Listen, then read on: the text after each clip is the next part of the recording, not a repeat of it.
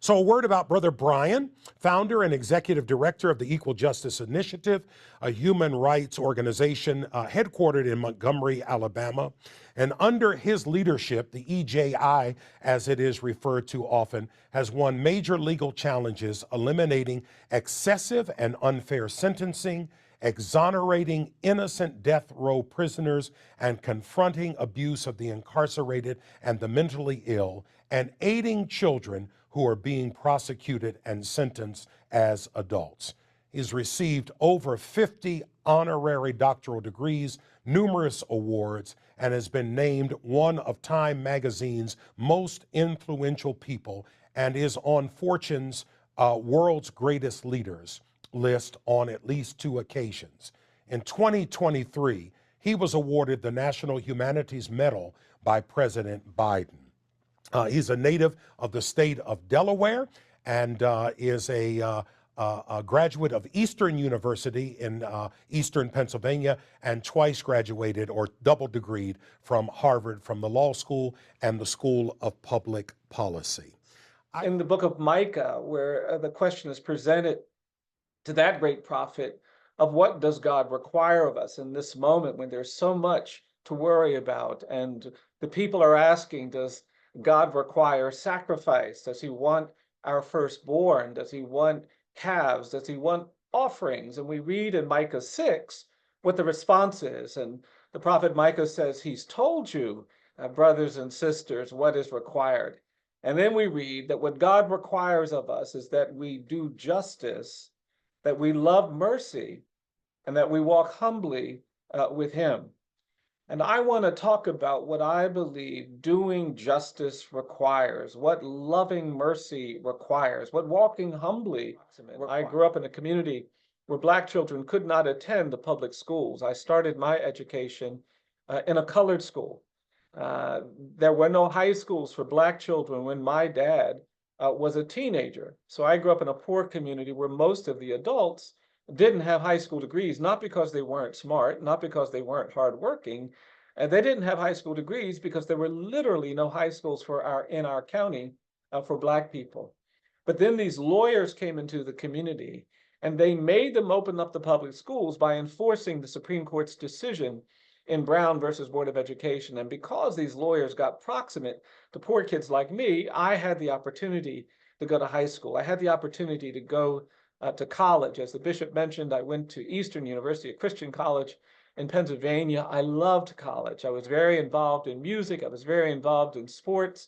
I was a philosophy major, and I just loved this world. I was a first-generation college student from my family, and a lot of things about college were unfamiliar to me, but I loved it all. And then when I became a senior, one day someone came up to me and said, now, Bryan, you know, no one's going to pay you to philosophize when you graduate from college.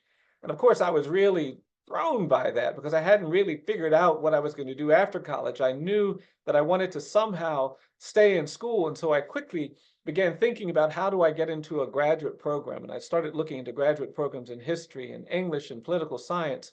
And to my horror, realized that to get admitted to these programs, you have to know something about history, English, or political science, which I found very intimidating.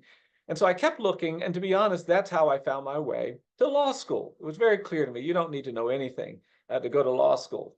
And so I signed up for that, and a few months later found myself sitting in a classroom at Harvard Law School, deeply disillusioned, because I went to law school because I wanted to help the poor, I wanted to help the excluded, I wanted to help people who were disfavored.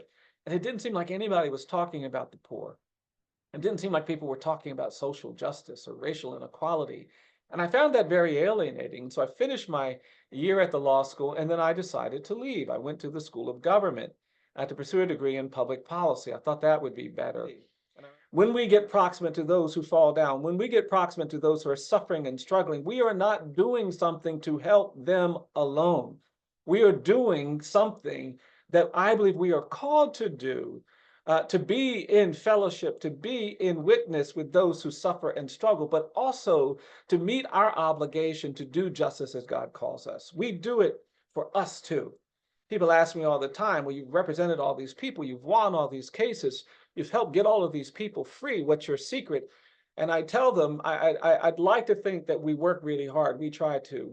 We try to be tactical and smart. We really do. But if you really want to know how I've helped anybody, if I've helped anybody during my career, it's not because I've tried to work hard or tried to be smart. It's because I got proximate to a condemned man and heard his song.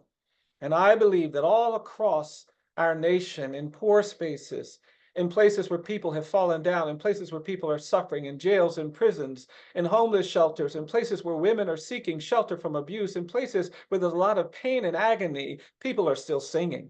And when we hear their songs, we understand something about the call to do justice. And I believe that proximity is key to our capacity to do what God tells us to do, calls us to do when he says we must do justice.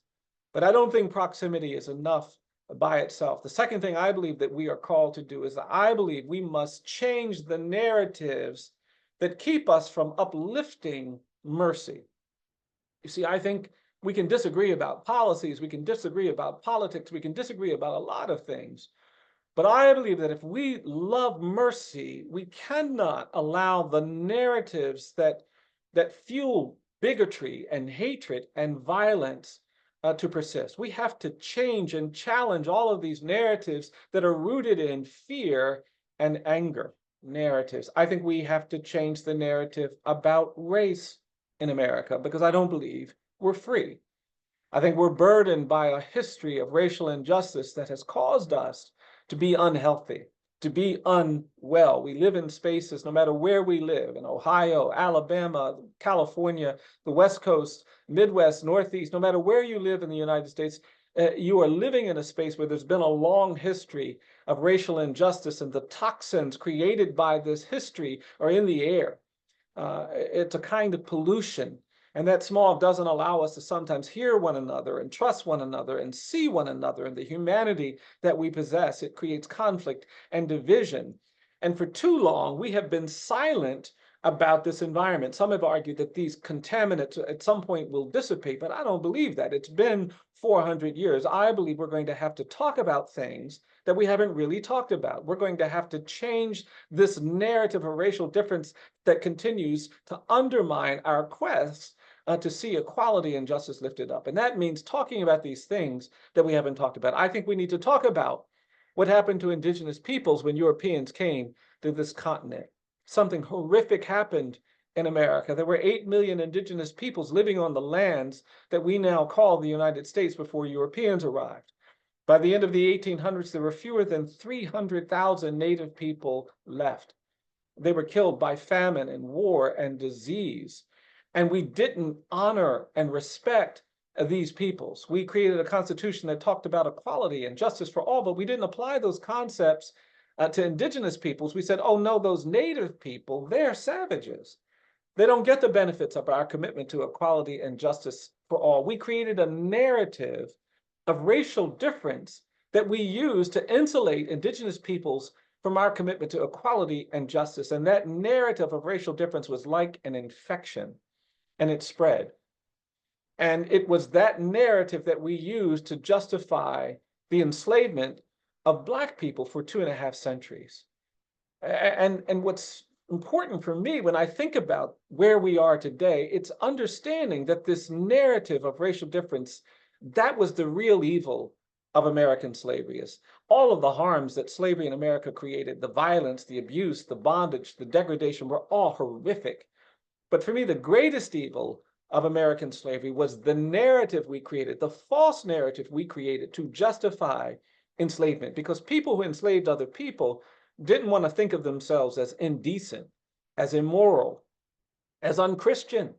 And so they needed a narrative to help justify what they saw when they saw mothers being pulled away from their screaming children at slave auctions, to see people being beaten and battered and bruised just because they were trying to be human. You need a narrative that makes you still feel like you're decent and moral when you see that kind of violence and degradation. And so we created a false narrative in this country. We made up this myth, this narrative that Black people aren't as good as white people, that Black people are less capable, less worthy, less deserving, less human, less evolved. And that narrative created an ideology of white supremacy, of racial hierarchy. And it was a very powerful, toxic infection in our nation. And it was so powerful. Yes, the North won the Civil War, but the South won the narrative war. That idea survived the Civil War, and it infected places and spaces, the church. Even many abolitionists didn't believe in slavery, but they also didn't believe in racial equality. And it was so powerful that it overwhelmed our constitutional protections that were created when we passed the 14th Amendment, which guaranteed equal protection to formerly enslaved people, when we passed the 15th Amendment, which guaranteed the right to vote to Black men, none of those constitutional amendments were enforced because we were more committed to this concept of states' rights, which was code for this narrative of racial hierarchy, than we were to these constitutional requirements. And that led to a century of violence. For 100 years, Black people were pulled out of their homes. They were beaten. They were tortured. They were drowned. They were lynched on courthouse lawns. Some of them were lynched in the courtyards of churches in America. And we haven't really talked about the trauma and the legacy of that kind of violence. We didn't hold anyone accountable when they came and pulled people out of the jails, when they brutalized people, when they tortured people. And it did something devastating to our nation. You cannot understand the demographic geography of our nation. The demographic geography of Ohio was shaped by this era of terror violence, because many of the Black people in Cincinnati, in Toledo, in Cleveland, in Chicago, in Detroit, in Los Angeles, in Oakland, in Boston, in New York City, many of the Black people, most of the Black people in these communities didn't come to these communities as immigrants looking for new economic opportunities. They came to these communities as refugees from terror and violence in the American South. 6 million Black people fled the American South during the first half of the 20th century.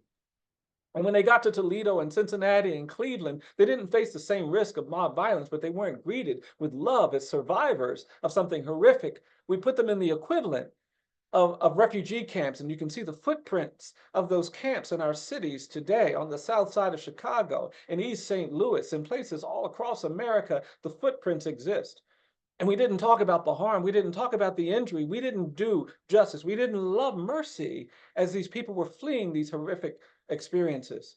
And we have a wealth gap in America today that is rooted in this, because many of the 6 million Black people who fled the American South left lands that they own. They left opportunities to create wealth for their children and grandchildren. And we didn't think about trying to repair that, trying to remedy that. We faulted them decades later when they hadn't made the progress that we think they should make. And worse than all of this, this narrative of racial difference, this narrative, this presumption of dangerousness and guilt that we assigned to Black and brown people kept being reinforced. And yes, we had a heroic civil rights movement in the 1950s and 60s where extraordinary people did extraordinary things to tear down the legal architecture of segregation. But that narrative of racial difference, it persisted.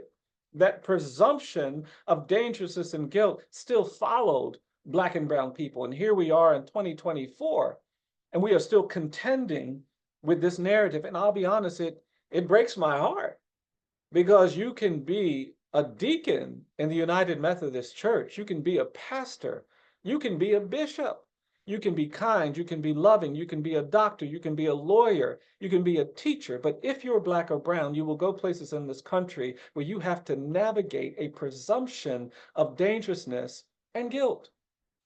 I won a case at the Supreme Court, several cases, that resulted in bans against life without parole sentences imposed on children, mandatory life without parole. And I was going all around the country representing children who would benefit from this decision. I remember being in a courtroom in the Midwest to do a hearing. I got there early. I was at defense counsel's table ready to do the hearing. I was in my best suit. I was sitting there, and the judge walked in. And when the judge saw me sitting there, he got angry. And he said, hey, you get back out there in the hallway. I don't want any defendant sitting in my courtroom without their lawyer. And I stood up and I apologized. I said, I'm sorry, Your Honor, I didn't introduce myself. My name is Bryan Stevenson. I am the lawyer. And the judge started laughing. And it wasn't a kind laugh. It was a mocking laugh. And the prosecutor started laughing too. And I remembered sitting there, holding the table, praying that God would give me the strength to laugh too. And finally, I laughed because I didn't want to disadvantage my client, who was so much more vulnerable than I was. And we did the hearing, but afterward, I was sitting in my car as I was about to leave thinking, wow, here I am, this middle-aged Black man with all of these degrees, all of these awards, won the case in the Supreme Court that we are talking about. I'm in my best suit, and I'm still required to laugh at my own humiliation to do justice for my clients. And what I can tell you about navigating this presumption of dangerousness and guilt, because I'm getting older, I can tell you that when you have to constantly navigate these presumptions, when you have to constantly get past the judgments and the prejudgments, when I tell you you have to kind of be the person who accepts the burden of safety when you're encountering people who are just mad at you because of color, when you have to keep doing all of these things, I can tell you that it's exhausting. It's exhausting, which is why I believe that doing justice and loving mercy calls us to create a new era of truth and justice, truth and restoration, truth and repair, truth and redemption. In South Africa, they realized after apartheid there had to be a commitment to truth telling by those who'd been victimized by apartheid, by the perpetrators who committed it, had to have space to talk about that. When you go to Berlin, it's fascinating. If you go to Berlin, Germany, you can't go 200 meters without seeing markers and stones that have been placed next to the homes of Jewish families that were killed during the Holocaust. The Holocaust Memorial sits in the center of Berlin. The cab drivers and hotel operators encourage everyone to go to the Holocaust Memorial sites. It's a city that is reckoning with this horrific history.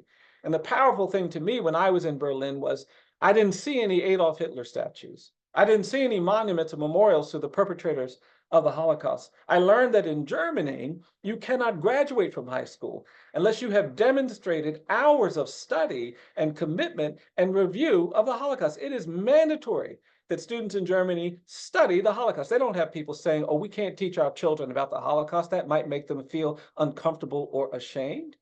There's a reckoning, and that reckoning has changed the environment. I wouldn't go there if they didn't acknowledge and talk about the Holocaust, if there were Hitler statues everywhere. I live in a region where the landscape is littered with iconography, celebrating the very architects of this narrative of racial difference, this ideology of racial hierarchy. And what I'm saying is that I believe that God's people have to help change this narrative.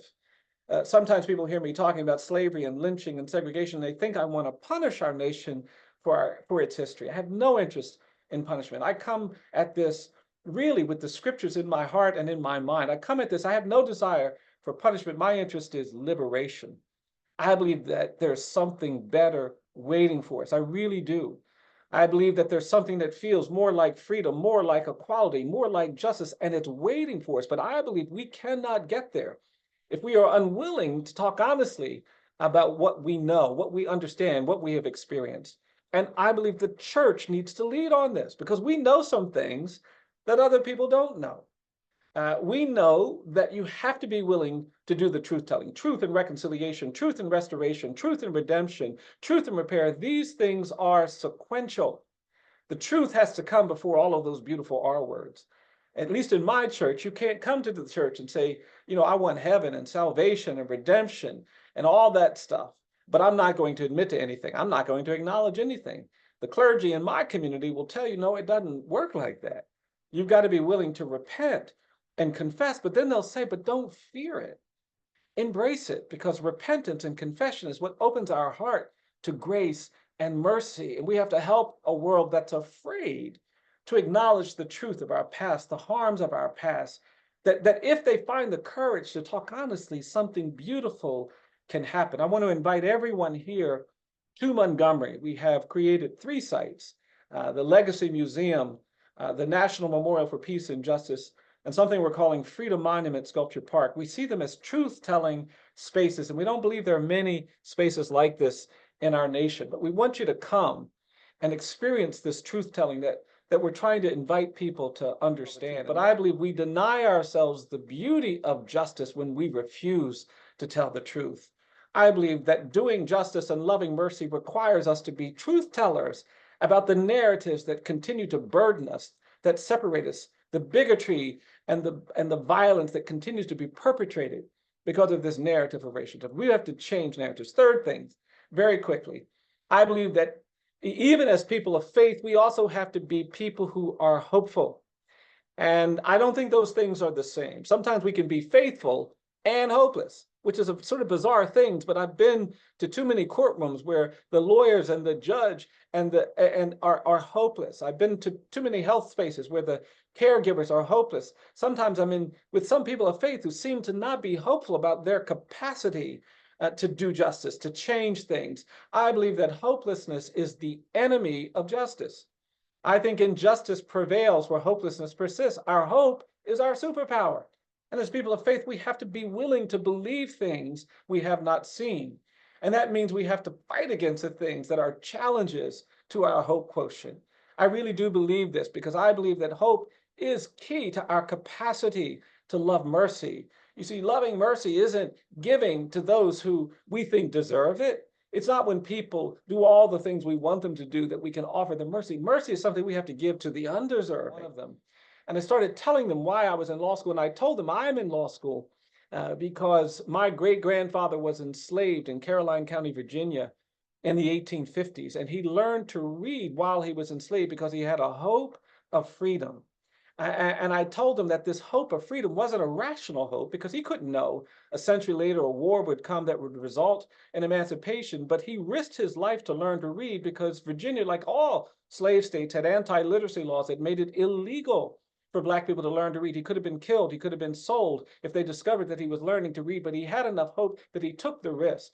And when emancipation came, my grandmother said that once a week he would stand on the porch of their home and he would read the newspaper to other formerly enslaved people who couldn't read because he wanted them to understand what they could do. He would stand up in church and he would read the scriptures. And my grandmother said she loved the power he had just because he would read. And when he would start reading, she would wrap her arms around his leg and she would squeeze him tightly because she thought you learned to read by touching somebody while they read. And my great grandfather figured out what she was doing and explained to her, no, Victoria, I'm going to teach you to read. And he taught her to read. And my grandmother worked as a domestic her whole life. She cleaned other people's homes. She had 10 children. My mom was the youngest of her 10 kids, but my grandmother was a reader. And I'd go and visit my grandmother, and sometimes she'd stand on the porch when you showed up, and she'd have a stack of books, and you'd have to read something before she let you inside. And that legacy, that hope of education was a key hope for liberation. And I grew up in this poor neighborhood where you looked out the door, you didn't see a lot of opportunity. We grew up in the country. Most of the people worked in the poultry plants. Most of the people struggled and suffered. You just didn't see hopeful things outside our door. But when I was a child, my mom saved up her nickels and dimes and she went into debt to buy us the World Book Encyclopedia. And we had those books in our house. And those books were a portal to a bigger world, a more hopeful world. And I didn't understand it as a 10-year-old because Christmas would come along and I'd go outside and I'd say to my friend, I'd listen to my friends and they'd say, well, I got a basketball for Christmas. I got a bicycle. I got a baseball. And I'd have to say, well, I got volume G of the World Book Encyclopedia. It wasn't comfortable at the time, but now I realized I was given this legacy of hope. And I told my classmates at Harvard Law School, I'm here because I am the great grandson of people who were enslaved, but people who had hope, people who had faith, people who knew how to believe things they hadn't seen. I said, I'm here because even though my grandparents were terrorized by lynching and violence, they never lost their hope. They learned how to love in the midst of sorrow. They believed that the God that saved them was a God powerful enough to allow them to be agents of justice and mercy, even when they were the targets of injustice and abuse. I'm here because I have that hope, and we have to have that hope in these challenging times. Fourth and finally, and I will stop with this, is that I believe that doing justice and loving mercy requires that we do uncomfortable things, that we do inconvenient things. We cannot do justice and love mercy if we're only willing to do the things that are comfortable and convenient. I believe that doing justice and loving mercy requires that we do the uncomfortable and the inconvenient. And I will just end by telling you that there are witnesses all around us, believers all around us that have embraced what this means. I was giving a talk in a church and an older Black man came into the church. He was in a wheelchair and he was listening to me talk, but he had this very stern and angry look on his face. I couldn't figure out why is he looking at me so sternly. And I got through my talk and I finished and people came up. They were very nice and appropriate, but that older Black man in that wheelchair, he just kept staring. And finally, he wheeled himself to the front of the church. And when he came up to me, he put his hand in my face. He said, do you know what you're doing? And I just stood there. And then he asked me again, he said, do you know what you're doing? And I mumbled something. And then he asked me one last time, he said, do you know what you're doing? And then he leaned forward and he looked at me. He says, I'm going to tell you what you're doing. He said, you're beating the drum for justice. You keep beating the drum for justice. And I was so honored, but it was also really relieved because I just didn't know what he was going to do. And then he grabbed me by my jacket and he pulled me into his wheelchair. He said, come here, come here, come here. I'm going to show you something. And then he turned his head. He said, you see this cut I have behind my right ear? He says, I got that cut in Greene County, Alabama, trying to register Black people to vote. He turned his head. He said, you see this scar over here? He said, I got that scar in Philadelphia, Mississippi, 1964, trying to register Black people to vote. He leaned forward. He said, you see this dark spot? He said, that's my bruise. Got my bruise in Birmingham, 1965, trying to register people to vote. Then he looked at me. He said, I'm going to tell you something, young man. He said, people look at me. They think I'm some old man sitting in a wheelchair covered with cuts and bruises and scars. He said, but I want you to know something. He said, these are not my cuts. These are not my bruises. He said, these are not my scars. He said, these are my medals of honor. I actually believe that, as the prophet tells us, that God honors those who do the task of getting proximate to the poor and suffering, that change the narratives that foster bigotry and violence and hatred, that represent hope even in hopeless places, that do the uncomfortable and inconvenient things. I believe he honors those who do justice and love mercy and walk humbly with him, with an understanding that that is our calling. You have honored me by inviting me to be a part of this series, by inviting me to be a part of this conversation. And I want to thank you for that and repeat my invitation to have you join us in Montgomery and express my gratitude to each and every one of you for what you do each day to get proximate to those who suffer, to change the narratives, to stay hopeful, and to do the uncomfortable things that allow us to do justice, love mercy, and walk humbly with God. I want to go back to your encounter when you were uncertain about whether or not you ought to stay in law school, and the singing of that hymn by that man in those chains, Higher Ground. It happens to be one that I know by heart. And so when you got done with the first verse, in my head, I was saying, my heart has no desire to stay where doubts arise and fears dismay. Though some may dwell where these abound, my prayer, my aim is higher ground. So here's the question. What does, identify 2 or 3 images that would reflect this nation and this world moving to higher ground? Yeah, I think that, thank you for that. And thank you for the second verse, also powerful. I think we have to be willing to create a new relationship to the emblems, the tokens, the iconography of the false narrative. I think we have to create a new environment. I live in the state of Alabama. We still celebrate Confederate Memorial Day as a state holiday. Jefferson Davis's birthday is a state holiday. We don't have Martin Luther King Day. We have Martin Luther King / Robert E. Lee Day. And Oh, across wow. this nation, there is this growing tolerance of trying to continue to romanticize this history.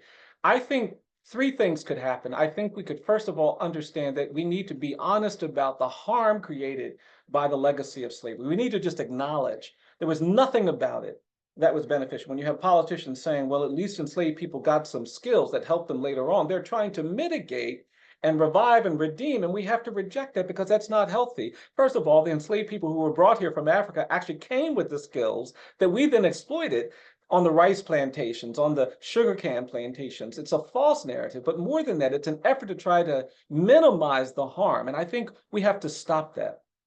As people in the church, we don't minimize sin because otherwise people will continue to be burdened and afflicted in ways that we don't want them to be burdened and afflicted. So I think that's going to be really key. The second thing I think that higher ground would look like, would basically look like us having a conversation about how do we repair some of these harms. So I had to deal with the humiliation of segregation.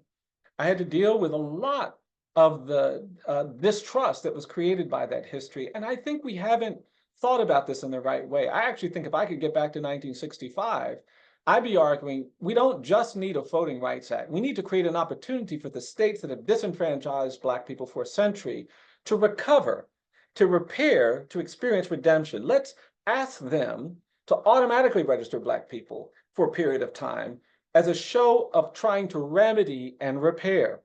Let's maybe make the state go to the homes of Black people who've been intimidated and menaced and threatened when they went to polling places and get their votes as a gesture of repair. Hmm. And I think Mhm. had we done that for a few decades, I just think we'd be in a very different place today. We wouldn't be kind of contending and still struggling over access to voting as a central issue. But instead Mhm. of that, we didn't even require the states to say, I'm sorry. We didn't require them to say, I won't do that again. There was no repentance. There was no confession. They were still committed to the sin of separation and intimidation. And I think we did a disservice by not warning, by not acknowledging, by not allowing people to recognize that their salvation, their redemption depends on that acknowledgement, that truth telling. And then Mhm. lastly, I think one of the most powerful things that we could do is to really create more truth telling in our schools. Right now, you see the opposite. You know, most people, if you come to our sites, the most common reaction is, I didn't know this. There's no real education about the history of lynching. There's no real education about many aspects of the burdens of enslavement. We don't really teach people about the consequences of this era. And as a result of that, I think we continue to struggle. And in fact, what we're seeing in some states are efforts to try to restrict teaching about some of these histories. And I think we just need leadership. I think the church has to lead. But I believe that would really liberate us to kind of move to a different place. You know, it's powerful to see what happens with sports teams because sports has been a place where there was tremendous resistance to integration. George Wallace stood at the schoolhouse door. But when people pushed past that, something beautiful happened. Here in Alabama, Mhm. college football is like religion. And nothing brings people together more than when Alabama wins and Auburn wins, and people celebrate that legitimately, all of those national titles. But it wouldn't be possible without integration because the teams are predominantly Black. But we don't think about that. We just know it's our team. And that Yeah. joy that we're experiencing on a college football field is joy that I think awaits us in the employment sector, in the education sector, in the housing sector, in all other aspects of our lives, but we haven't found the same courage to get to that sort of winning. And I just think the church Mhm. can help us get there by witnessing and testifying about what we know and understand happens when we stand up and tell the truth, when we allow God to see us as we are, not just how we want to be.